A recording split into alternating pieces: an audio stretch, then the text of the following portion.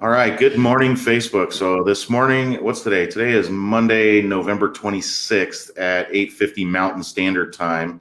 And today I actually have Scott Simmons, the general manager of Valley Nissan. And what other stores are you the general manager of over there, We've Scott? got we've got Honda, Nissan, Subaru, Volkswagen, Chrysler, Dodge, Jeep, Ram. So we have five rooftops, eight franchises. We're in Stanton, Virginia. So we're about 30 minutes west of Charlottesville, about 30 minutes south of Harrisonburg, Virginia. Okay, awesome. And so we're coming out of Black Friday. We're on Cyber Monday. How was the weekend this weekend? Was it a crazy weekend? Yeah. We had a really good Black Friday. We were busy. Our goal was to sell 50 on Friday. We ended up in 42, if I'm not mistaken, 41 or 42. We On Saturday we had a big rainstorm come through, and Saturday wasn't where we wanted to be. We only did 18, so no 20 Saturday. Followed up yesterday with 12 yesterday. So we're tracking 395. Last year we did 392. We're hoping to hit about 435 by the time the month's said and done. We've dealt with a little bit of challenges this month. Had some ice that shut our store down. We actually didn't have power for a couple of days. Yeah, I Uh, saw that on Facebook.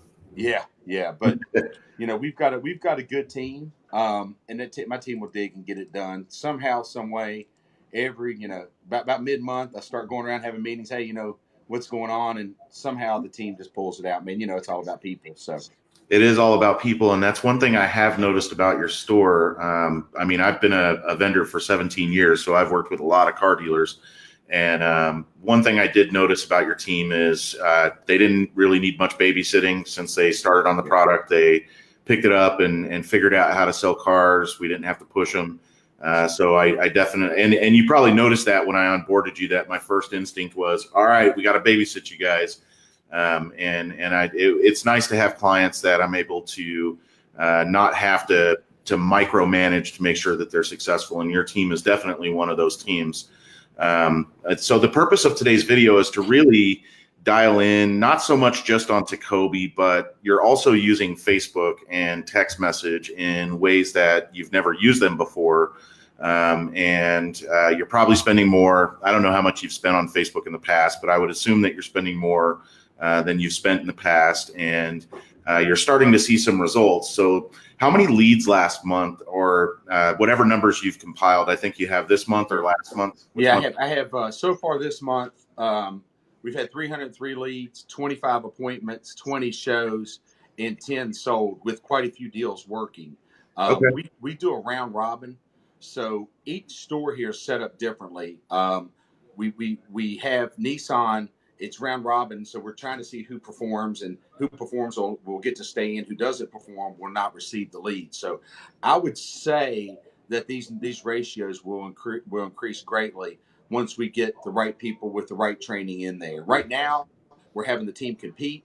I would say that we've seen success. The reason why I was intrigued by TECOBI: one, the technology; two, the people.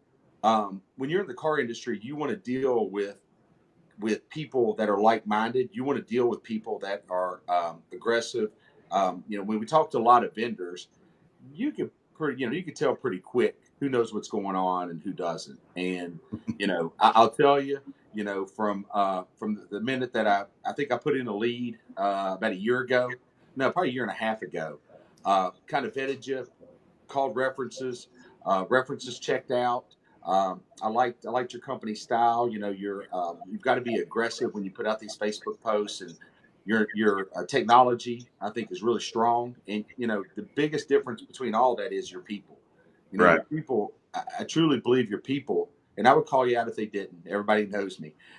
Your people truly want us to succeed, and I feel like that they're in there with us. And if we're not doing what we're supposed to do, you'll call us out. Hey, Scott, you got a lead in there. Your team hadn't got on it. Let's get on it. And I like that. I like that accountability. My team does a really good job. We feel like that we are way above the industry averages. So technology, people, and that's why we signed up. And so far, I would say that we're doing okay. And our team, we need to do a better job. It's not the technology's fault. It's not, you're re-engaging leads from a couple months ago that a lot of people would have given up on. And Yeah. everybody knows it's text messages. You could call me, and if I'm busy, I'm not going to answer. You text message me, I'm going to answer. It's just the way of the world. It's the way it's going.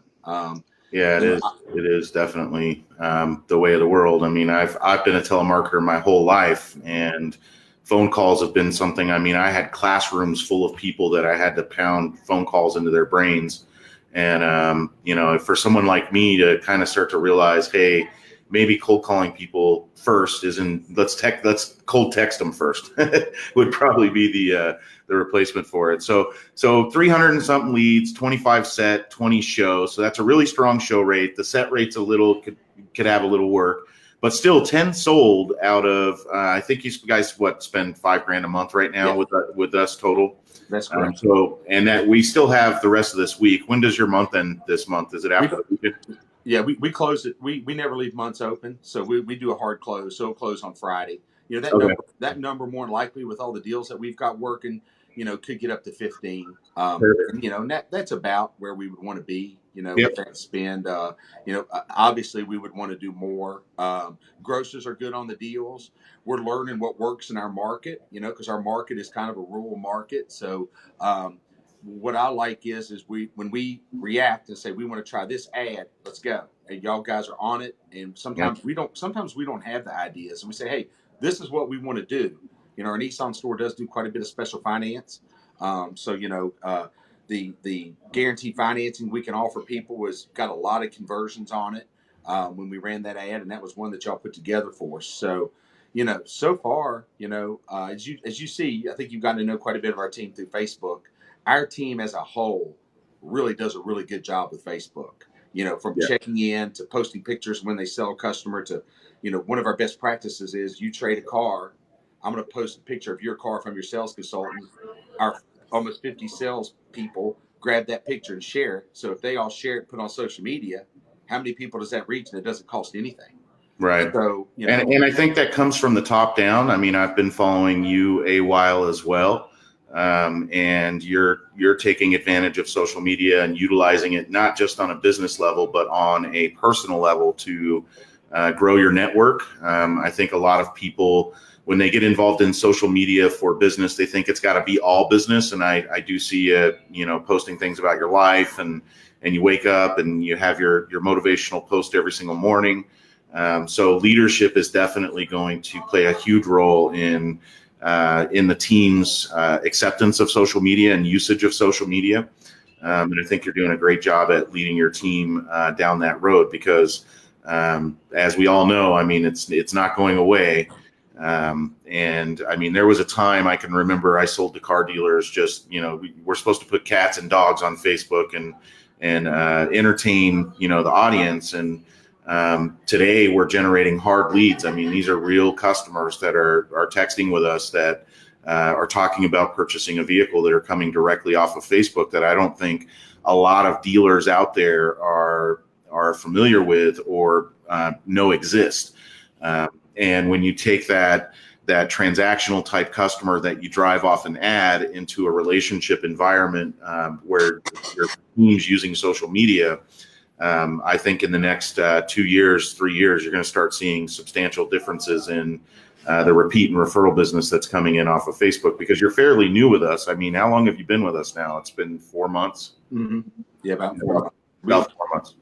About that. We've, like I said, I put in the lead, and then your artificial intelligence followed up with me for about a year, and I really thought I was talking to a human being. Yeah. And then Dan, a lot of your team I've gotten to know personally, and Dan, is an aggressive personality. I really like Dan. Patrick came out. He actually came to our store and trained. Your wife is the brains of the operation, obviously. Scarlett, that keeps everything together. She's And the been looks. to work with. Yeah, she's wonderful to work with. So, so far, obviously, we would like to, and this is how I manage. When we bring on a vendor, get trained up. We want to be completely trained. We want a good process in, get the right people in. If it doesn't work, I don't go and blame the vendor. I look and say, okay, we've all been trained. Here's people that I called that have had success. Why isn't this working? And I hold my team accountable first. Our numbers they'll improve because our team's going to improve. And then, you're going to, from the marketing, we're going to know our market better. But when you combine social for engagement, text messages, like I said, call people. If they won't answer, text them. They'll answer you within seconds. Yep. It happens to us all the time. So why wouldn't it work for most profiles out there? Right. So it works. We look for big things out of it. It's helped us hit our Nissan numbers.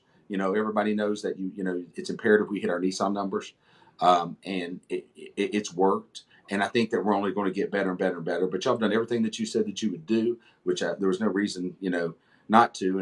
And talk about the social media part of it. You and I have probably been around the time where dealers are there to tear each other down. Yeah. And that's no more. I mean, I'm part of Hustle and Grind. I'm part of Sales Hustlers. We're trying to make this world a whole lot more positive place. I hope other dealers are successful. I hope you're successful. As long as you're not competing with me right close to me, I hope they're not successful because we want to beat them. But it's a different world out there. And man, if you're negative or have any negativity, I just eliminate you. And people will send me messages. They'll say, "Hey, Scott, I didn't feel like getting up and working out this morning, but I got up because I saw your post." So some people would look at that and say, "Look at that arrogant guy bragging he's up, getting tortured at CrossFit every single day." No, I'm the one doing it. I'm trying to inspire other people to do it. I'm already doing it. Yeah, you actually inspired me because I think we're going to start. I don't know if we're going to go CrossFit or what we're going to do in the morning, but starting tomorrow, Scarlett and myself are going to drag our butts out of bed an hour early and get in and start working out.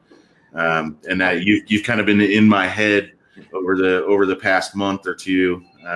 Since now, if I could just figure out how to monetize that, I'd be in good shape. Yeah.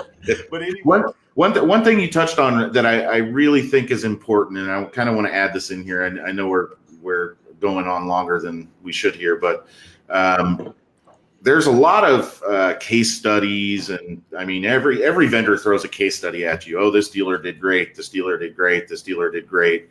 And I think in this industry we forget that it's so complicated. It really is complicated to run a dealership, the marketing, the team of people, sell the cars. I mean, it's a lot of moving parts within a dealership, and all those parts have to come together for an advertising product to work successfully. And a lot of dealers, like you said, I mean, they want to blame the vendor, and I think that it's a team relationship. It's a back and forth. It's a give and take, and both sides holding each other accountable. And when one side falls, they pick them up. It's more of a marriage than it is a battle, which I feel some dealers feel like they're in a battle against the vendor instead of a marriage with the vendor. It's tough for people to admit that they're wrong. Right. And the truly successful people, they accept responsibility when things don't go right, and they're secure enough to be able to do that. And unfortunately, some people get such big, they get big heads, or they may get arrogant to the fact that, well, there's no way it's our fault. Well, no, if something doesn't work, it's our fault. Either we didn't execute, or maybe we brought on the wrong vendor. But at the end of the day, when I made that decision to go down that route and it didn't work out, it is my fault. And right. I think if more people would look at it that way and accept responsibility for the results, they would be more successful just in general. Like everything, I get all the credit when things go well, so I've got to take responsibility. When I decided to partner up with your company, there was a reason why I decided to do that. The technology, the people, I felt like I was talking to car people that get that you I felt like that you understand what we go through, and then your support has been nothing but outstanding. And now we've got to convert better. Like based on your numbers, like you talked about, we've got to get more appointments. We got to get more appointments in here. So that's where we've got to focus on improving. When the consumers re-engage, we have to make sure that we're on top of it. Don't let the leads or opportunities sit in there. And then we've got to analyze what are we saying in order to get that consumer in. So right. I believe if more people would look at it that way, they would be more successful. I know that a lot less bald people. yeah. But you've got to claim, you got to take responsibility for your results. But I'll tell you this, man, we appreciate everything y'all have done for us. We truly feel like that you care about our company. We truly feel like that you're in this with us. You're always open to, also when there's a lead in there, we're not following up on it, man. You're quick. Hey, who's on this lead? Let's get it. And I like that because you've got to be attentive to those leads. We've got to take care of the customers. We've got to exceed their expectations. It's a very hyper competitive market out there, and I think it's only going to get more competitive. It is. You know, but from Scarlett to Dan to Patrick to all your team, I mean, you've got a bunch of really good car people over there. And again, if you didn't, I'm a very honest, open book person. I would call you out in a heartbeat. You know. Well, we appreciate it, Scott. We appreciate working with clients like you that are willing to accept responsibility and work as a team to get cars on the street. I mean, because that's what it's about at the end of the day. It's not about who's right or wrong. All that matters is the customer, and they come in and buy a car. And that's the goal every day. So we really appreciate you. I appreciate you jumping on this live video. I'm going to promote this on Facebook, so you're going to be in front of the automotive industry's view for the next 30 days. So I really do appreciate you, Scott. Hope you sell some cars, close the month strong, and let us know if there's anything we can do. Thank you to you and your team. All right. Thank you. Have a great day. See you.